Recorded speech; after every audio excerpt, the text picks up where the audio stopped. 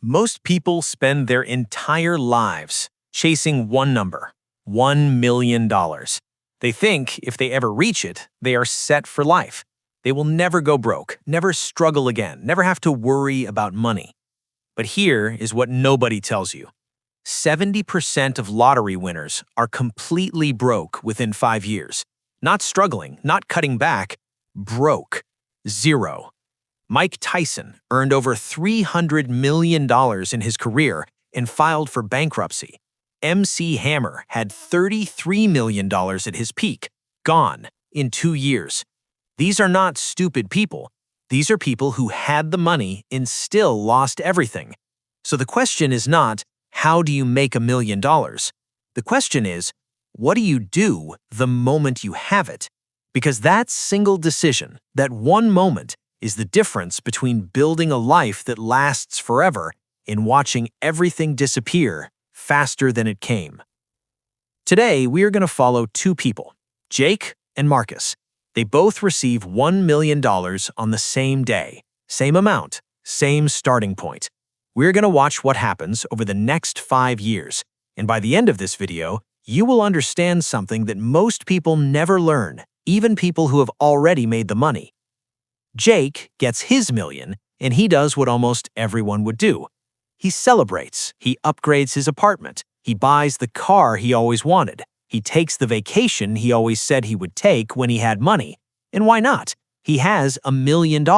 He's earned this moment. In year 1, Jake spends $180,000 on lifestyle.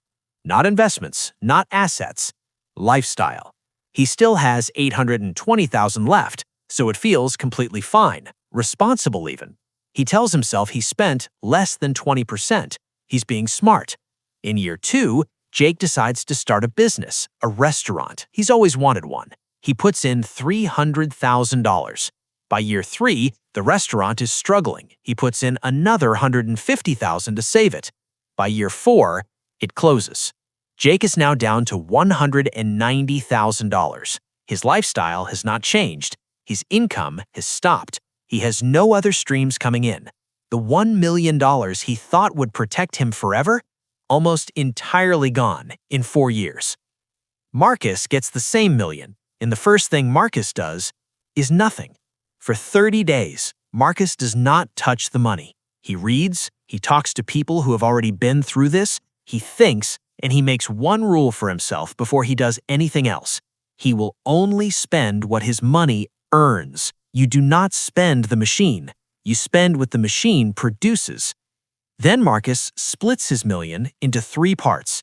$600,000 goes into a total market index fund. This is a fund that owns a small piece of every major company in the economy. When the economy grows, the fund grows.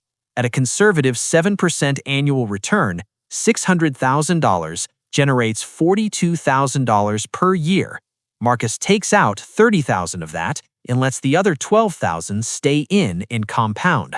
The machine keeps running, and every year it gets slightly bigger. $300,000 goes as a down payment on a small duplex, a 2-unit rental property. The tenants pay rent. The rent covers the mortgage. After expenses, Marcus clears $1,200 per month in net income. That's $14,400 per year from a property that is also building equity over time. The final $100,000 sits in a high-yield savings account.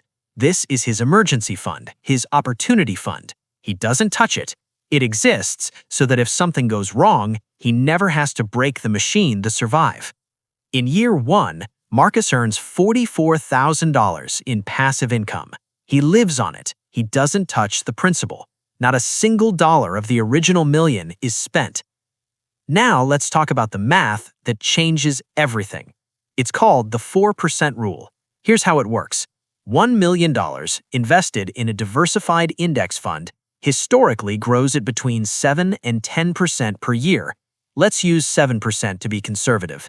7% of $1 million is $70,000 in yearly growth. The 4% rule says only withdraw 4% per year. 4% of $1 million is $40,000. You withdraw $40,000, The remaining 30,000 stays inside the investment in compounds, and because the growth is greater than the withdrawal, your portfolio doesn't shrink. It grows, slowly, quietly, every single year. You're not draining the machine, you're feeding it while also taking from it. $40,000 per year. That's $3,333 per month. Every month, without a job, without a boss, without trading a single hour of your time for money. That's what $1 million deployed correctly actually produces, not just once, forever. By year 5, the gap between Jake and Marcus is almost hard to believe. Jake has roughly $80,000 left, no income streams, no assets generating money. He's looking for a job. The $1 million that was supposed to change his life, gone. Marcus has a portfolio worth approximately $1.4 million. His passive income has grown to nearly $5,000 per month. He's not just financially safe, he's looking at buying a second property. His $1 million didn't disappear, it multiplied, and it will keep multiplying for the rest of his life without him doing anything differently. Same starting point, completely different outcomes. The difference was not luck, it was not intelligence, it was one thing: structure. There are 6 ways that people destroy wealth, and they happen so predictably that once you see the pattern, you'll recognize it everywhere. The first is lifestyle inflation. The moment people have more money, they spend more money. New income, new lifestyle, new expenses. The money never builds because it's always being consumed. The second is no diversification. All the money goes into one place, one business, one stock, one bet, and one failure takes everything. Jake's restaurant, a single investment. One point of failure is not a system, it's a gamble. The third is bad advice. Not every financial advisor is working in your interest. Some earn commissions based on what products they sell you. Always ask one question: how does this person get paid when they recommend something to me? The fourth is emotional decisions. The market drops 20% and people panic and sell. That's not investing, that's fear. And fear has destroyed more wealth than any recession in history. The fifth is illiquid traps. Locking all your money into assets you can't quickly access means that when you need cash, you're forced to sell at the worst possible time. The sixth is no emergency fund. One medical bill, one unexpected expense, one crisis, and you start taking money out of the machine just to survive. And once you start breaking the machine, it's very hard to put it back together. So, here's the honest truth, and I want you to hear this clearly. $1 million does not guarantee that you never go broke. The structure you build around $1 million does. The money is just the tool. The strategy is what protects you. And the real tragedy, the thing that keeps me up at night when I think about it, is that most people spend their entire lives trying to reach $1 million. They sacrifice years. They work themselves to exhaustion. They push and push and push toward that number, and almost nobody spends even a single day learning what to do the moment they finally have it.